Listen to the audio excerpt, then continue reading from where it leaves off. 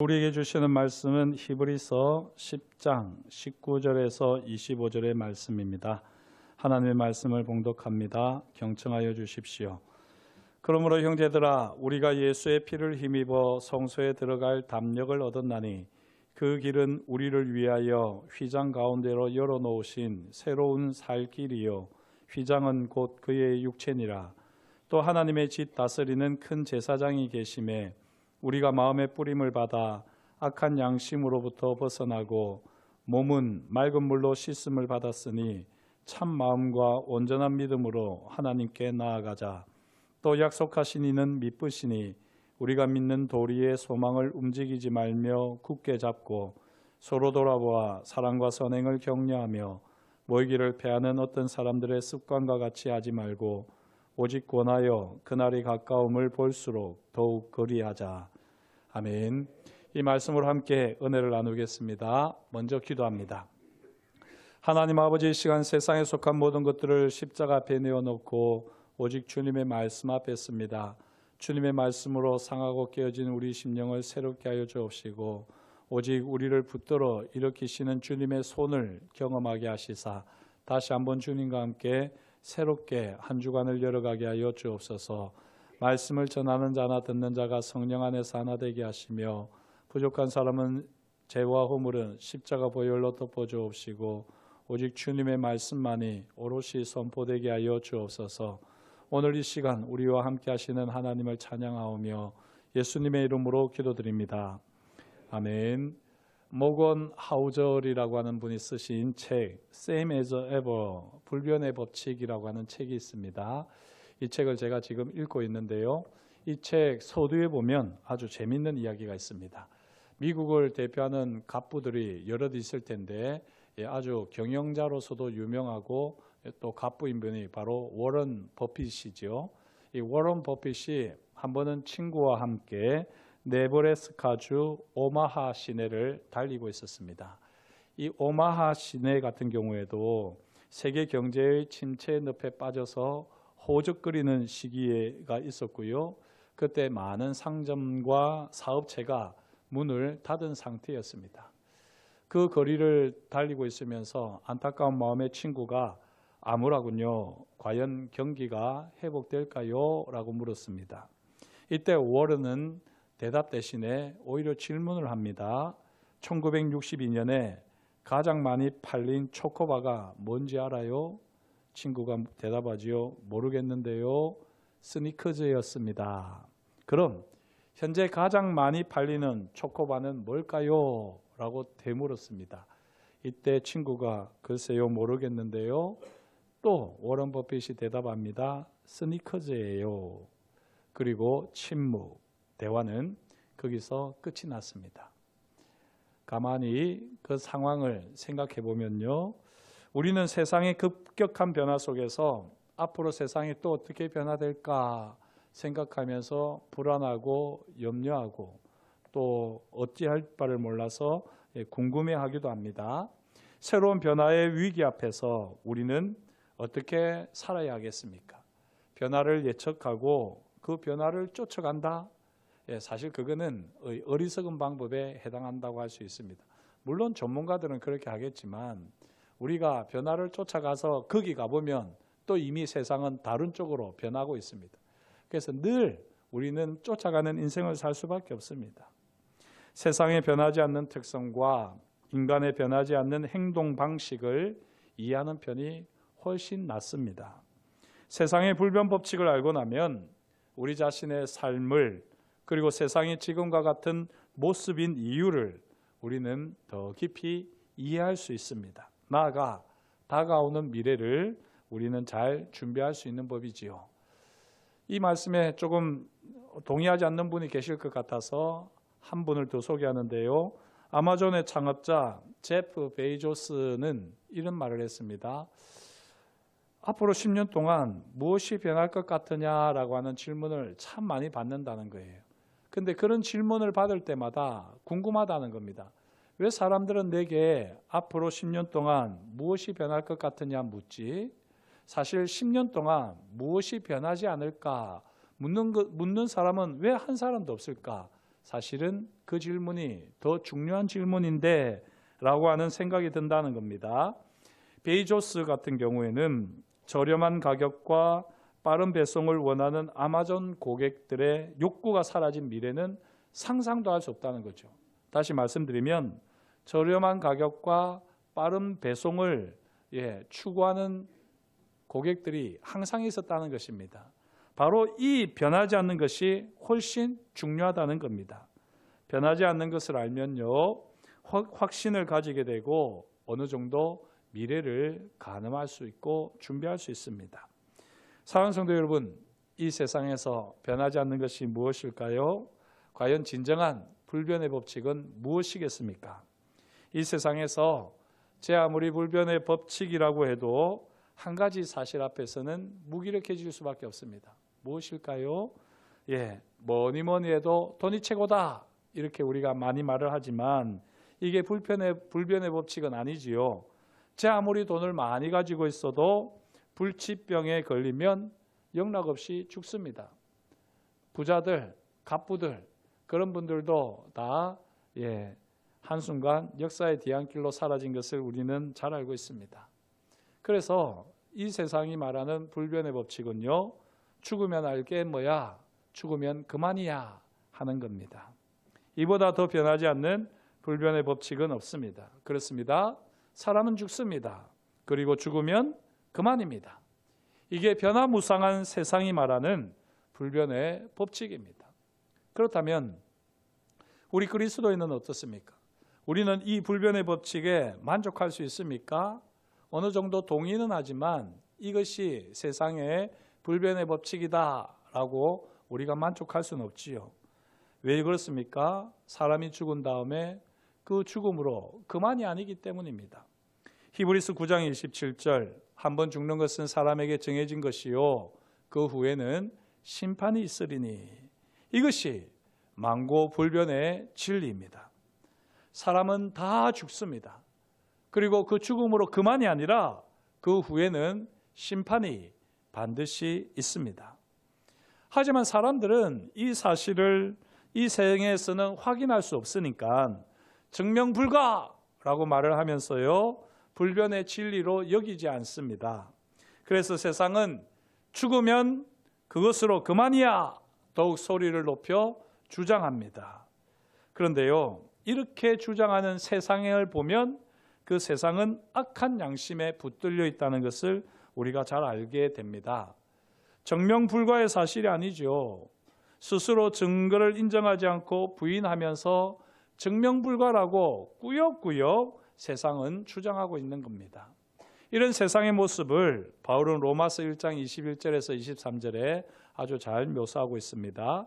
하나님을 알되 하나님을 영화롭게도 아니하며 감사하지도 아니하고 오히려 그 생각이 허망하여지며 미련한 마음이 어두워졌나니 스스로 지혜 있다 하나 어리석게 되어 썩어지지 아니하는 하나님의 영광을 썩어질 사람과 새와 짐승과 기어다니는 동물 모양의 우상으로 바꾸었느니라. 이것이 악한 양심을 가진 바로 세상 사람들의 민낯입니다. 하나님을 알 만한 것이 자연의 산재에 있지 않습니까? 하지만 마음의 눈이 어두워 하나님의 영광과 능력을 전혀 깨닫지 못합니다. 그러나 예수님의 십자가와 부활 앞에서는 더 이상 변명할 수 없습니다. 예수님께서 죽으시고 십자가에서 죽으시고 3일 만에 다시 사셔서 빈 무덤으로 부활을 증명하셨습니다. 그렇지만 사람들은 예수님의 십자가와 부활을 믿지 않습니다. 부활의 주님을 보여달라고 오히려 주장하지요. 우리가 부활의 주님을 제대로 경험하지 못하는 이유가 무엇일까요? 제가 몇 번이나 말씀을 드렸는데요. 우리가 부활의 주님을 경험하지 못하는 이유는 우리가 주님의 십자가를 경험하지 못했기 때문입니다. 예수님의 십자가를 경험하지 못하는 만큼 우리는 주님의 부활을 경험할 수 없습니다. 어떤 이들은 이렇게 말을 합니다. 사도 바울은 예수님의 십자가를 경험하지 못하지 않았느냐. 그럼에도 불구하고 사도 바울은 부활하신 예수님을 직접 경험하지 않았느냐? 이렇게 성경 좀 아는 분들이 지적을 하기도 합니다. 저도 한때 예수님의 십자가와 부활을 의심할 때 이 비슷한 논리로 기도하면서 부활하신 주님을 제게 보여주십시오. 제가 부활하신 주님을 진짜 생생하게 만나게 해주십시오. 기도했던 적이 있습니다. 그런데요, 이렇게 기도할 때 주님의 음성이 마음에 들렸습니다. 귀로 들린 게 아니라 마음에 주님의 음성이 들리는 것만 같았는데요, 이렇게 말씀하시는 듯 했어요. 내가 부활의 주로 네 앞에 나타나서 네가 눈으로 나를 보고 사도 바울처럼 3일 동안 식음을 전폐한 후에 그리고 회복된 다음에 너는 바울처럼 살 수 있겠느냐? 이렇게 물으시는 것만 같았습니다. 제가 그때 화들짝 놀랄 수밖에 없었습니다. 깜짝 놀랄 수밖에 없었습니다. 그래, 내가 부활의 주님을 뵙고자 하지만 정말 내가 바울처럼 철저하게 주와 함께 죽고 주와 함께 사는 삶을 실천할 깜냥이 되는 사람일까? 내가 그렇게 바울과 같은 삶을 살아낼 사람이면 주님이 부활의 주님으로 제게 나타나시겠다 말씀하시는데, 제게는 부활의 주님으로 안 나타나셔도 좋습니다. 그렇게 스스로 꼬리를 내린 적이 있습니다. 바울처럼 십자가와 부활의 주님을 동시에 경험하는 것은 아주 이례적인 일입니다. 그만큼 바울은 기독교 역사에 아주 철저하게 헌신된 인물로 살았지요. 조금 결이 달랐습니다만 분명한 사실은 예수 그리스도의 십자가를 경험하는 만큼 우리는 부활의 주님을 경험합니다. 이 사순절 기간 동안 예수님의 십자가의 깊이와 넓이와 길이와 높이를 경험할 수 있기를 축복합니다. 그러면 저와 여러분들이 부활을 맞이할 때에 그 누구보다도 주님의 그 부활의 깊이와 넓이와 길이와 높이를 경험하는 은혜가 있을 줄 믿습니다. 그런데요, 세상은 악한 양심 가운데 있으면서 이 예수님의 십자가와 부활을 부인합니다. 죽음 이후의 세계가 있음을 예수님의 십자가와 부활이 분명하게 또렷이 증명하건만 예수님의 십자가와 부활이 망고불변의 진리임을 선포하건만 사람은 죽으면 그만이야 고집을 피우며 악한 양심에 붙들려 있는 세상을 우리는 바라봅니다. 그렇다면 어떻게 해야지 죽으면 그만이야 이렇게 악한 양심에 붙들려 있는 사람들에게 그들이 죽음 이후의 세계가 있음을 인정하고 진정으로 변하지 않는 불변의 법칙을 확실하게 붙들게 할 수 있겠습니까? 어떻게 하면 되겠습니까? 다른 대안은 없습니다. 그들이 죽으면 그만이야 하면서 악한 양심에 붙들려 있으면서 십자가와 부활을 인정하지 않고 부인하는데요, 그런 그들에게 우리가 제시할 수 있는 것은 오직 예수 그리스도의 십자가 외에는 없습니다. 물론 이걸 논리로 따지면서 순환 논법이다라고 이야기하는 분도 있습니다만, 그러나 우리에게 십자가 외에는 다른 대안이 없습니다. 오늘 말씀 22절입니다. 우리가 마음의 뿌림을 받아 악한 양심으로부터 벗어나고 몸은 맑은 물로 씻음을 받았으니 참 마음과 온전한 믿음으로 하나님께 나아가자. 우리가 악한 양심에서 벗어날 수 있는 비결이 무엇입니까? 마음의 뿌림을 받는 것입니다. 마음에 무엇을 뿌림받을까요? 오늘 말씀을 보면 알 수 있듯이 마음에 예수님의 핏뿌림을 받아야 합니다. 그러면 우리는 악한 양심에서 벗어날 수 있습니다. 그렇다면 이 예수님의 핏뿌림을 받는다는 것은 무엇일까요? 20절 말씀처럼 예수님의 육체가 갈기갈기 찢겨진 채 달린 십자가, 이 십자가를 바라보면서 이 십자가가 하늘의 보좌, 하늘 지성소로 나아가는 새로운 살길, 하늘 보좌로 가는 통로임을 경험하는 겁니다. 이게 바로 예수님의 핏뿌림을 받는다는 의미입니다. 자, 이렇게 말을 했지만, 말씀을 따라 제가 설명을 했지만 별로 와닿지 않을 수 있는데요, 저는 이 예수님의 핏뿌림을 생각할 때마다 늘 상상하는 장면이 있습니다. 세차를 하러 가게 되면, 그죠? 세차장에 탁 들어가게 되면 하얗게 거품이 쫙 덮입니다. 그때 저는 그게 주님의 보혈이다, 주님의 피 뿌림을 당한다, 이렇게 저는 여길 때가 많습니다. 항상 그런 건 아니지만, 그렇게 하얗게 차가 덮이고, 그 다음에 아주 강력한 물로 싹 씻고 나면 반짝반짝한 차가 짠 등장하지 않습니까? 저는 그 장면을 보면서 생각하면서 예수님의 핏뿌림도 이렇지 않을까 여길 때가 종종 있었습니다. 하지만 이런 신령한 핏뿌림의 경험을 물리적으로 우리가 할 수는 없지요. 다만 성령의 역사로 주님의 이 십자가 사건을 오롯이 나를 위한 사건으로 경험할 때, 이것이 바로 우리가 고백할 수 있는 예수님의 피가 우리에게 뿌려졌다라고 할 수 있습니다. 이 세상에 오직 나 한 사람밖에 없다고 할지라도 주님께서는 나를 위해서 십자가에서 달려 돌아가셨을 것이다. 이 깨달음이 바로 예수의 핏뿌림을 받는 깨달음입니다. 다시 말씀드릴까요? 상상을 해보십시오. 이 큰 지구 위에 딱 나 혼자만 있습니다. 그런 지구에 우리 주님이 오실까요? 안 오실까요? 오신다는 겁니다. 바로 지구에 딱 나 한 사람이 있는데 나를 위해서 주님이 오셔서 십자가에 달려 죽으신다. 이것이 바로 예수님의 핏뿌림을 경험하는 신령한 체험입니다. 사랑하는 성도 여러분, 예수님의 십자가 죽음이 오롯이 나를 위한 것임을 깨닫는 은혜가 있기를 축복합니다. 다른 사람이 아닙니다. 내 옆에 있는 다른 누구, 내 이웃, 내 친구가 아니라 오롯이 나를 살리기 위해서 우리 주님께서 십자가에서 죽으셨습니다.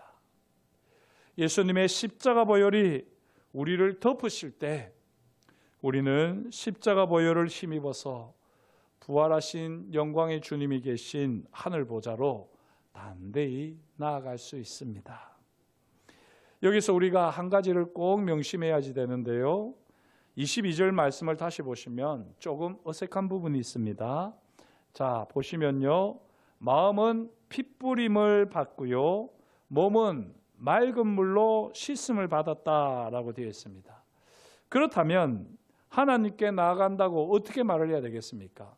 당연히 참 마음과 핏뿌림을 받은 참 마음과 맑은 물로 씻음을 받은 참 몸으로 하나님께 나아간다라고 말을 해야 할 겁니다. 그런데 오늘 말씀을 보면요, 참 마음과 온전한 믿음으로라고 되어 있습니다.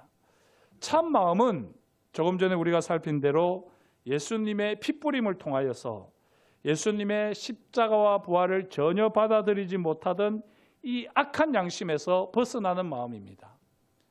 예수님의 십자가와 부활을 받아들이지 못하면 악한 양심에 붙들려 있는 것이고, 이 예수님의 십자가와 부활을 받아들이면 악한 양심에서 떠나서 우리가 참 마음인 겁니다. 하지만요, 참 몸은 우리가 아직 제대로 경험하지 못합니다. 예수님의 핏뿌림을 경험한다고 할지라도 여전히 우리는 허물투성이 뿐이지요. 그래서 우리는 참 몸이 아니라 온전한 믿음으로 하나님께 나아가는 겁니다. 온전한 믿음은 예수님의 피로 악한 양심에서 벗어났음을 믿는 믿음입니다. 맑은 물로 씻음 받은 몸이 여전히 부끄럽고 구차하게 여겨질지라도 예수님의 보혈로 깨끗해졌다, 이것을 믿는 믿음이 온전한 믿음입니다. 이 믿음으로 저와 여러분들이 하나님 앞에 담대히 나아갈 수 있기를 축복합니다. 이 세상을 떠나기까지 우리 몸은요, 온전히 깨끗해질 수 없습니다. 하지만 우리 믿음은 온전해질 수 있습니다. 예수님의 핏뿌림의 역사가 나를 살리고 나를 은혜의 보좌 앞으로 인도하심을 믿는 믿음이지요. 그런데 때로는요, 우리 삶의 자리를 돌아보면 나의 이 부끄러운 모습을 보게 되면 나의 이런 믿음이 혹시 착각은 아닐까? 정말 예수님의 보혈로 내가 하나님께 담대히 나갈 수 있을까? 이것은 순전히 믿음이 아니라 나의 착각은 아닐까? 우리 스스로 우리 자신을 바라보면서 그렇게 의심할 때가 있습니다. 여전히 나는 주님의 보혈로 깨끗해지지 못한 존재 같을 때가 있지요. 그러나 그럼에도 불구하고 우리는 오늘 말씀을 따라 약속하신 분이 미쁘신 분이다. 이 미쁘다는 말이 무슨 말입니까? 영어로는 faithful, 믿을 만한 분이란 말입니다. 우리에게 약속하신 분이 믿을 만한 분이시기에 우리의 착각 같은 믿음, 이 착각 같은 믿음에 소망을 다하여 우리는 진리를, 십자가를 굳게 붙드는 겁니다. 애초에 십자가 은혜는요, 전적으로 미쁘신 하나님의 은혜였습니다. 믿을 만한 하나님의 은혜였습니다. 바울은 로마서 5장 8절에서 그렇게 고백하지 않습니까? 우리가 죄인이었을 때, 우리가 원수였을 때, 우리가 아무것도 안 할 때 오롯이 하나님께서 우리에게 베푸신 은혜가 바로 이 십자가의 피뿌림의 역사라는 것이죠. 그래서 이 십자가의 피뿌림의 역사를 우리가 믿는다면 우리의 감정 상태가 어떠하든지 우리 현실 상황이 어떠하든지 이 모든 것과 상관없이 우리는 오직 예수 그리스도의 십자가의 보혈을 힘입어 하늘 보자, 하늘의 지성소로 담대히 나아갈 수 있습니다. 이 믿음을, 이 소망을 가지는 저와 여러분이 될 수 있기를 축복합니다. 이 은혜를 우리가 경험하면 경험할수록 어떨까요? 참 마음과 온전한 믿음으로 하나님께 나아가는 그 발걸음이 가벼울 수밖에 없습니다. 나아가 그렇게 가벼운 우리의 발걸음을 보고 다른 사람들은 참 아름답다, 참 영광스럽다 라고 또 칭찬하고 부러워하겠지요. 저와 여러분들이 참 마음과 온전한 믿음으로 예수 그리스도의 십자가 보혈을 힘입어 지금 나의 삶의 모습이 어떠하든지 그것과 상관없이 주님께서 주님의 피로 나를 덮어주시고 나를 은혜 보좌 앞으로 이끌어 주신다. 이 고백으로 살아가는 저와 여러분이 될 수 있기를 다시 한번 주의 이름으로 축복합니다. 이 은혜를 경험하며 살아가는 성도들은요, 반드시 삶의 열매가 있습니다. 그게 무엇인지 바로 오늘 24절, 25절이 말씀하는데요. 우리 한 목소리로 같이 읽겠습니다. 서로 돌아보아 사랑과 선행을 격려하며 모이기를 패하는 어떤 사람들의 습관과 같이 하지 말고 오직 권하여 그날이 가까움을 볼수록 더욱 그리하자. 아멘. 그렇습니다. 예수님의 보혈을 힘입어서 하늘 보좌로 나아가는 은혜를 경험하는 사람들, 그분들은요, 하늘 보좌로 올라가는 만큼 하나님의 나라가 점점 가까이 오는 것을 경험하는 겁니다. 그래서 주님이 오실 날이 점점 가까이 다가오는 것을 경험하면 할수록 주의 성도들을 돌아보고 사랑과 선행을 격려하면서 이 예수 그리스도의 십자가 사랑, 십자가 은혜, 부활의 영광과 능력을 또 사람들과 나누게 되는 거죠. 십자가 사랑과 부활의 영광과 능력을 경험하는 성도는요, 모이기에 더욱더 힘쓸 수밖에 없습니다. 왜냐하면 모일 때마다 십자가 사랑과 부활의 영광과 능력을 경험하기 때문이죠. 제가 기도하는 제목은 바로 이것입니다. 우리 교회가 모일 때마다, 예수님으로 모일 때마다 십자가 사랑이 경험되어지고 부활의 영광과 능력이 나타나는 공동체가 되게 해주십시오. 이 불변의 진리, 죽음 이후에도 계속되어지는 영원한 진리이신 예수 그리스도의 십자가 은혜와 부활의 영광과 능력을 경험하는 우리 공동체가 되게 해주십시오. 이것이 저의 기도 제목이기도 합니다. 이 세상에서 영원토록 변함없는 이 불변의 진리, 오직 예수님의 십자가와 부활을 더 깊이 붙들고 더 깊이 경험하고 또 확실하게 붙드는 삶이 되시기를 주의 이름으로 축복합니다. 오늘 말씀을 준비하면서요, 제가 이 책을 하나 이렇게 보다가 거기에 또 좋은 문구가 있어서 여러분들에게 소개합니다.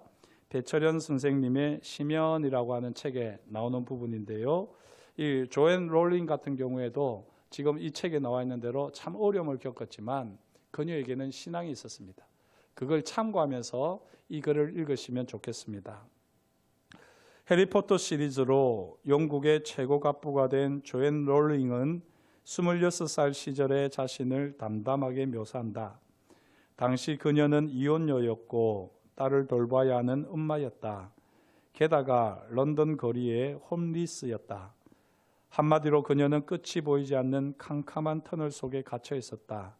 터널이 어찌나 긴지 그 끝에 불빛이 있는지조차 알 수 없는 지옥과도 같은 시간이었다. 고통과 암흑의 시간 동안 그녀는 자신의 삶에서 본질적이지 않은 것들을 제거하기 시작했다. 자기 자신이 아닌 척하기를 그만둔 것이다. 동시에 자신에게 가장 중요하고 절실한 일을 헤아려 그것에 집중했다. 그녀는 자신을 남과 비교하는 의존적이고 종속적인 인간이기를 그치고 자신을 깊이 응시하며 새롭고도 놀라운 자신만의 길을 찾아 나섰다.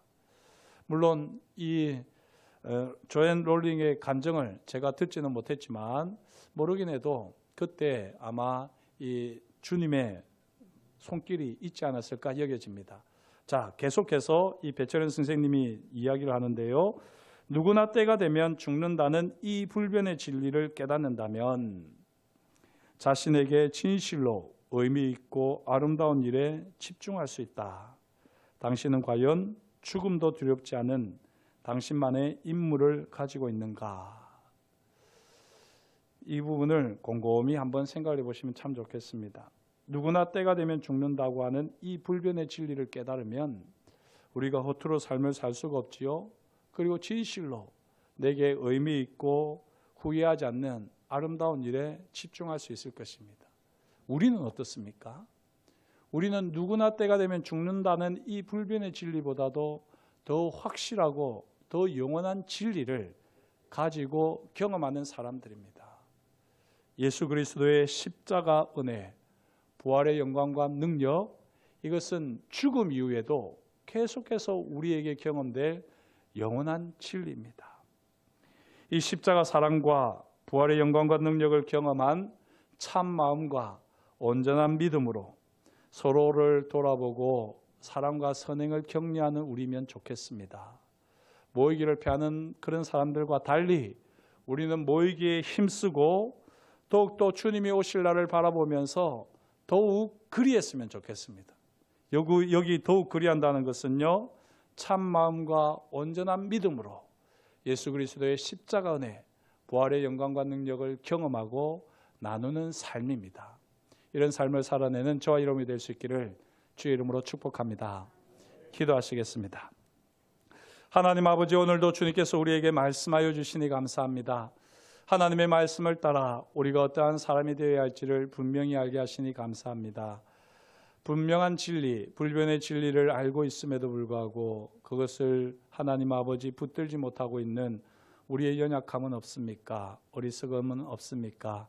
주님, 예수 그리스도의 십자가를 붙드는 가운데에 부활의 영광과 능력도 경험하게 하셔서 우리의 삶의 자리가 아무리 힘들다 할지라도 이 고난의 끝에, 이 절망의 끝에서 하나님이 이루실 일들을 삶으로 증명해내는 우리 모두가 되게 하여 주옵시고, 이 믿음과 이 확신을 가지고 살아갈진대 더욱더 서로를 돌아보고 사랑과 선행을 격려하고 주님이 다시 오실 날을 고대하는 교제 공동체가 되어지도록, 사랑의 공동체가 되어지도록 성령님 우리 가운데 역사하여 주옵소서. 그렇게 우리 가운데 일하실 것을 인하여 감사를 드려오며 예수님의 이름으로 기도드립니다. 아멘.